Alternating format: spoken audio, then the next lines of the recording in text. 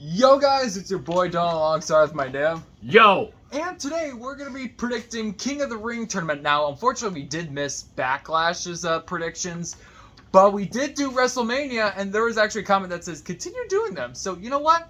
We'll live up to that. We'll continue doing them, and we'll do this with King and Queen of the Ring tournament and a couple other matches, a few, I should say, that will be happening this Saturday at Saudi Arabia for King and Queen of the Ring. And remember, it starts in specific time zones anywhere from 1 o'clock Eastern Standard Time, 12 o'clock Central Standard Time going back and all that. So you're going to want to watch. And it's on Peacock as well, too. And no, we're not getting paid anything for doing this or anything of that nature. We're doing it based off of what we watch. We actually enjoy watching our wrestling. Actually, that's a tradition for us. I think it's I think it's a bonding time, and I think every family should have a bonding time. In what way not more to bond than over wrestling? So let's go ahead and get started with one of the matches, the women's tag team. And we're going to start with Jade Cargill and Bianca Belair, which they are the tag team champions. Basically, every other people that are fighting are champions. We're going to have title matches coming up. And this is against Indy Hartwell and Candice LeRae. Now, Candice LeRae, they've been going, after the tag team titles for quite some time now. I wouldn't say for quite some time. But Jade Cargill and Bianca Belair, don't mess with them, or else you are going to get wrecked. But unfortunately, on SmackDown, she was wrecked by Nia Jax. But Bianca Belair was, yes.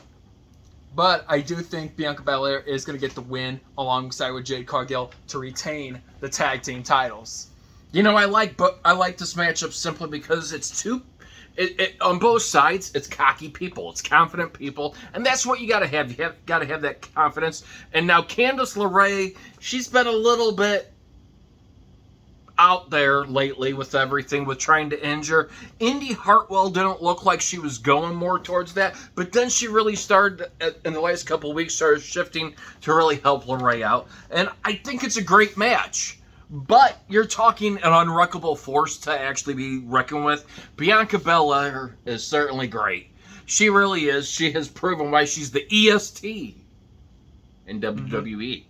And Jade Cargill, she's coming out strong and everything. And I think this is great for us. I think they retain, keep it. Bianca Belair and Jade Cargill win.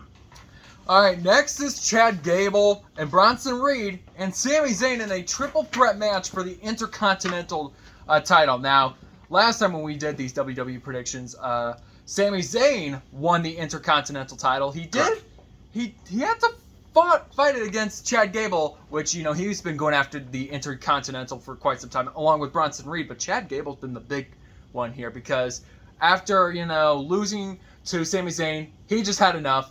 He let his emotions out, and he starts doing whatever. He starts suplexing Sami Zayn, and ever since, he's just been going all out. He's slapping Otis and all that. And that is just... Maxine degrading Maxine Dupree. I mean, did you see her Monday Night Raw? She does not look happy. She doesn't look happy. They don't look happy one bit. Chad Gable has, lost his marbles, guys. And this might be, I'm concerned. I'm really concerned about this. This might be worse than Gunther. I think Chad Gable, he's going to come this close to winning the Intercontinental Champion. But I want some revenge out of Otis. I think Otis is going to come out. He's going to slap Chad right back. 1, 2, 3 in a pinfall. Sami Zayn retains. I think it's going to be a really good match. It's going to be very interesting. You have Sami Zayn, who's really proven himself out there that he's got to do what he's got to take to win. Chad Gable, he's just lost it, and, he really wants that title. And I can understand why he wants that title, but I think he has too much pride to give for Sami Zayn. Big Bronson Reed, well, he's good as well, too. It's going to be really, really interesting. However, you had me thinking on this one, and you really did. What would I do if I were Otis? What would I do if I was Maxine Dupree? Or the whole Alpha Academy in general. I would want to get revenge if Chad Gable is getting that close to winning. And could we be seeing something with Sami Zayn and Alpha Academy getting together minus the Chad Gable. I think Sami Zayn retains off of the help of Otis. Mm-hmm.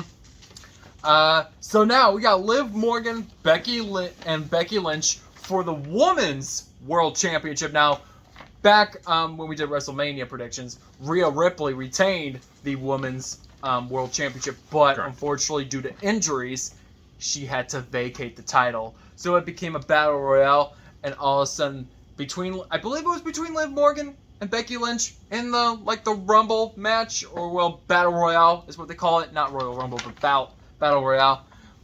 Becky Lynch was able to capture the title for herself, and she's now the new Women's World Champion. There's Women's Champion and Women's World. She's Women's World. But I think Becky Lynch is going to retain against Liv Morgan. Liv Morgan has been going at it for a while now, and I think she's going to still lose it. Well, let's put it here. She was the one that was injured by Rhea Ripley. I believe so. You know, so that title was on her thing. She injured Rhea Ripley. Both women are fierce. Becky Lynch is the older fierce.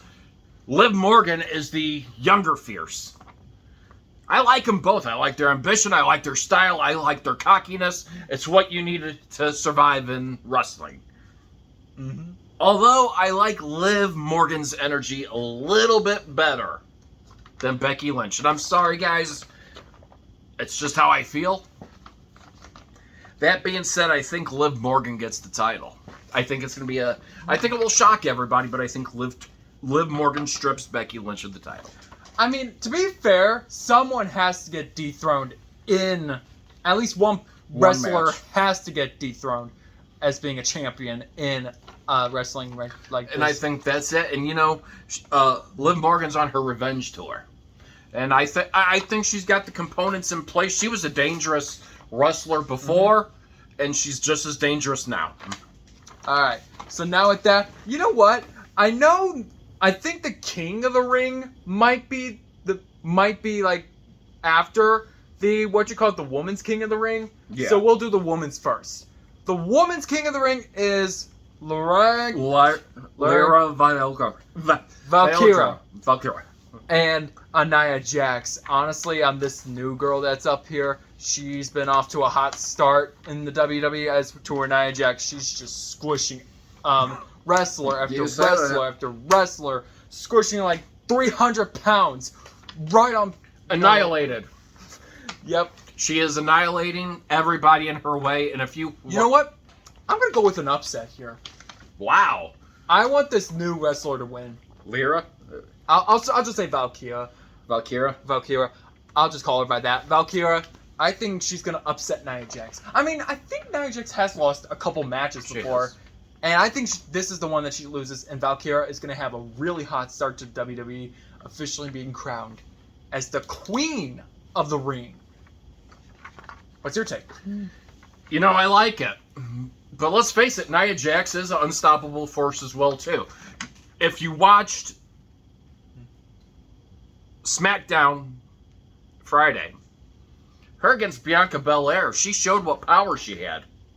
She took down, no doubt, the best of the best in WWE right now, women's. As much as you could, and don't get me wrong, you know, Bayley is great as well, too. The time that Bianca Belair had that championship, she deserves that respect, and that's where it kind of comes from. Nia Jax is having to go through a lot. She hasn't really had it easy since she's been back, and she's trying to prove herself. Yeah, she's had those disappointments where she's gotten out, but when you get on her bad side, you might as well call it quits. She's going to find a way to win, and I think that's what's going to happen. I think Nia Jax is going to move on. All right. She's going to win Queen of the Ring.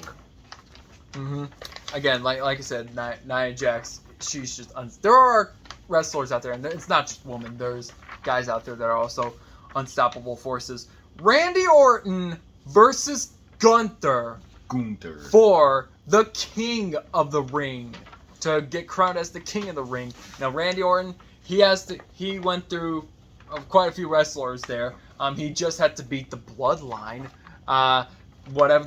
What's that guy's name again? Tonga?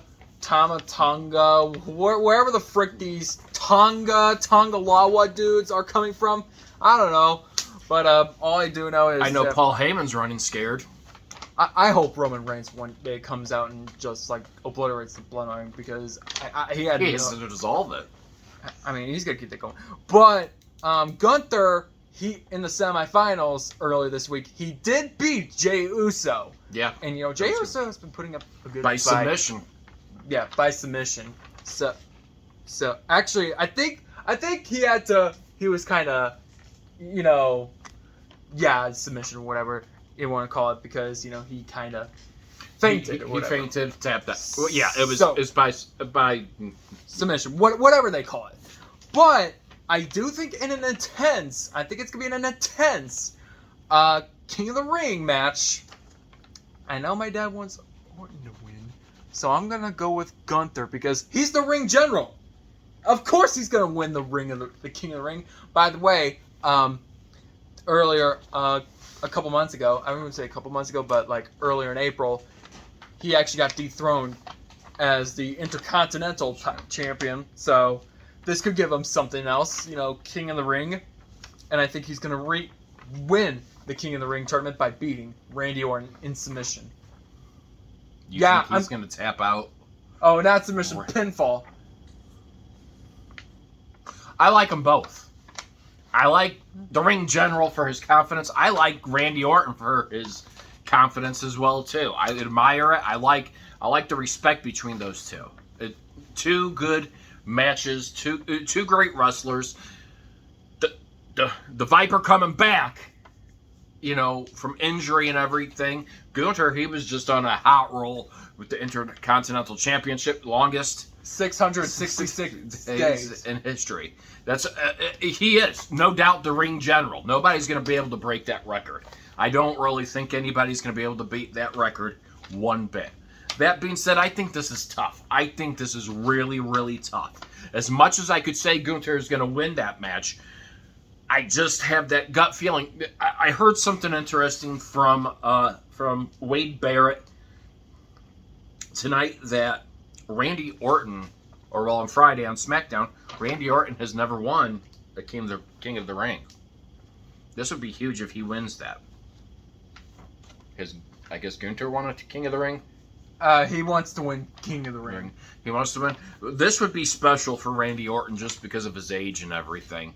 So I think he's going to have that energy to come out. Now that Kevin Owens, saved him from that, fight between the Bloodline, that really gives him a better stance out here of more confidence, I think, coming off of a big win against the Bloodline. I think Randy Orton's going to win that and be your King of the Ring winner. Ooh, bold pick there. Now, for the actually, I think this is a title versus title, like a winner takes all thing. Logan Paul versus Cody Rhodes. In other words, the United States champion versus the undisputed champion. Now, when we did the WrestleMania predictions, we predicted that Cody Rhodes was going to win, and obviously it took, it had to take older superstars just to dethrone the 1,300 plus day reign of Roman Reigns for Cody Rhodes to finally win the undisputed title. And he beat AJ Styles to defend for his first title defense. But here's the deal. He's going to run into a little bit of an obstacle here. Logan Paul, he likes to beat people with brass knuckles. That's been the thing. And in a SmackDown, in this past SmackDown episode, earlier tonight, when the referee was checking Logan Paul, Logan Paul actually brought a brass knuckle, a couple of them actually, and the ref just took it away from him. So that is something that you shouldn't have, but he's gotten away with it many times. But I believe here's the deal here: if Cody Rhodes wins, he gets both. He will retain the undisputed, and he'll claim the United States, and he'll become a Grand Slam champion. I think I just remembered that now. He actually used to have the Intercontinental. Yeah. I think the tag team titles count because he was a tag team champion for a brief moment with Jey Uso, and he's currently undisputed. But he could be chasing the, what you call it now? Grand Slam. The Grand Slam with the United States champion. But if Logan Paul wins, He gets it. Logan Paul will retain his United States championship, which probably by the time this video is uploaded, it will be 203 days since he won the championship, and he'll become the new undisputed champion. And you know what? My dad's going to get really mad at me, but I'm going to go with a bold pick. Logan Paul is going to dethrone Cody Rhodes as the undisputed champion. Simple. How so? Backflip. But I think I think there's something that makes me say, with those brass knuckles, he might bring him to the match. And I think he's going to probably get away with it. And I think he's going to win it. I'm thinking he's going to get away with it. You think he's going to This win? could be the brass knuckle version of Roman Reigns. I don't know, man. That brass knuckles, he's been getting away with it. I think that streak is going to continue in Saudi Arabia. Depends. Depends on how many allies he has. Depends. There's a lot of things, and I like your scenario. That does make sense. It's very good. It's very good brainstorming. I like it. I really do. Me personally, I think it's going to be a disqualification match. I think, look, I like how both of them came out and gave their speeches on SmackDown. You find the brass knuckles. Something makes me say there's going to be something there that gets the match disqualified. They both have their title, and they go on. I think it's going to be... I don't foresee... And here's my thing. I don't foresee Cody losing it that's quick, and I don't think Logan Paul's going to... Probably lose it. He's not going to lose his title. That quick. I mean, although he's been champion for over 200 days now. He has. And... if I had to put a winner on it, if I said, hey, if I back away from that, I would say Cody Rhodes wins. And simply because here's why. Cody Rhodes has the skill to beat Logan Paul. Cody Rhodes has what it takes to go as far to become that Grand Slam champion. Mm-hmm. He's been out there longer than Logan Paul. He's a smart guy. I think he's going to. I'm not saying Cody Rhodes retains for the time of Roman Reigns. I think there's going to be a match where they're going to make between Cody and The Rock. The Rock wants the title from Cody, so Cody's going to do what he has to do to keep that title, retain that title, show why he earned that title. That being said, I could say Logan Paul does something stupid, but I think it's going to be a match. I really is. I mean, there's a couple ways that can go. It can go one way or another. I think it could be one of those matches. It's going to go like one way or another. And I believe you had something else you want to talk about. And as much as I want to say that it's a disqualification match, it's not. Cody Rhodes retains the undisputed champion. Okay. And he gets the United States he gets that Grand Slam champion. He becomes that off of something stupid that Logan Paul does. I'm sure whatever plan Logan Paul has in his background it's probably going to backfire. Because 95% of the time, it backfires. I mean, to be fair, also, to be fair, I could also say too that it is time for him to, get it, someone to get revenge on him after, he keeps using those brass knuckles. One day he's gonna get caught, but you know how WWE is. They let him go with it and all that stuff.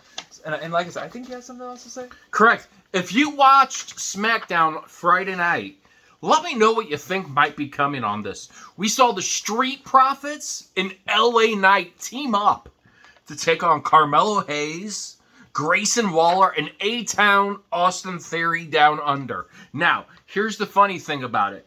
Not a big fan of A-Town, but you know what?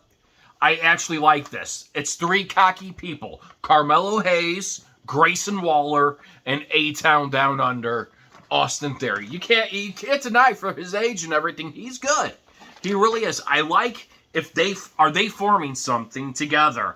I like how Carmelo Hayes came out, introduced himself, and just got right to the point and said, hey, you know us young guys, and that's what it is.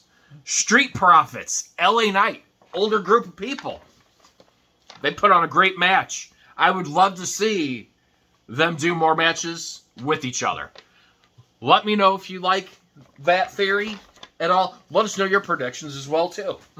And until then, if you guys want to see more WWE content like this or any other predictions that we may come out with in the future, smash the subscribe button and smash the like button. Comment if you want to see something else. And until then, I will see you guys in the next video. Peace out.